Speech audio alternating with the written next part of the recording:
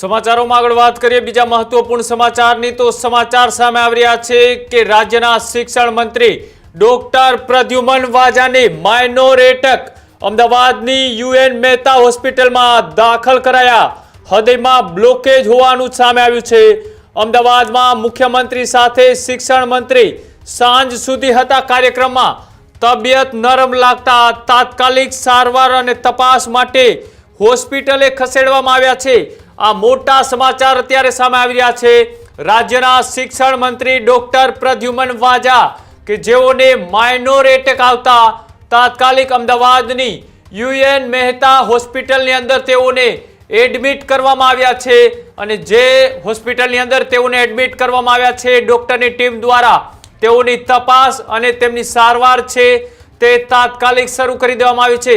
વધારે માહિતી માટે મારી સાથે સહયોગી નંદની જોડાયેલા છે। નંદની, જે રીતના સમાચાર સામે આવી રહ્યા છે કે રાજ્યના શિક્ષણ મંત્રી ડોક્ટર પ્રદ્યુમન વાજાને યુએન મહેતા હોસ્પિટલની અંદર દાખલ કરવામાં આવ્યા।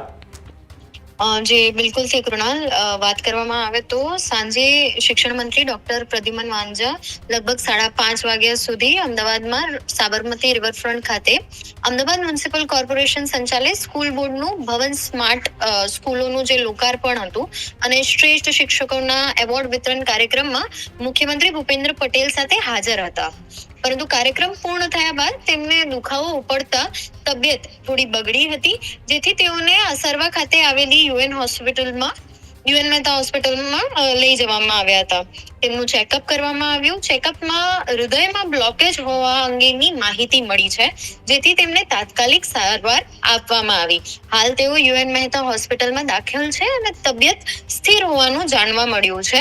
એટલે કે આજે 13 ફેબ્રુઆરીના રોજ સાંજે તેમનું જે હોસ્પિટલમાં અત્યારે હાલ ફિલહાલ સારવાર ચાલી રહી છે તેઓ અંડર ઓબ્ઝર્વેશન છે અને ડોક્ટર દ્વારા જણાવ્યા મુજબ હાલ એમની એન્જિયોપ્લાસ્ટી થઈ ગઈ છે અને પ્રદ્યુમન વાજાની એન્જિયોગ્રાફી કરવામાં આવી, જેમાં તેમની નળીમાં બ્લોકેજ હોવાનું સામે આવ્યું હતું અને એક સ્ટેન્ડ પણ મૂકવામાં આવ્યું છે।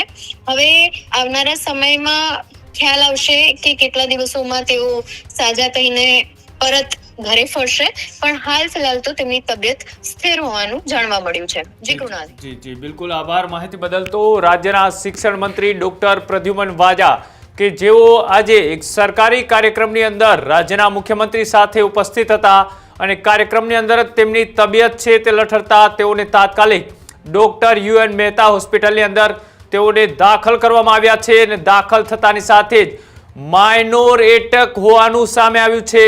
ડોક્ટરોએ તાત્કાલિક સારવાર અર્થે એક સફળ ઓપરેશન છે તે પણ પૂરું કર્યું છે।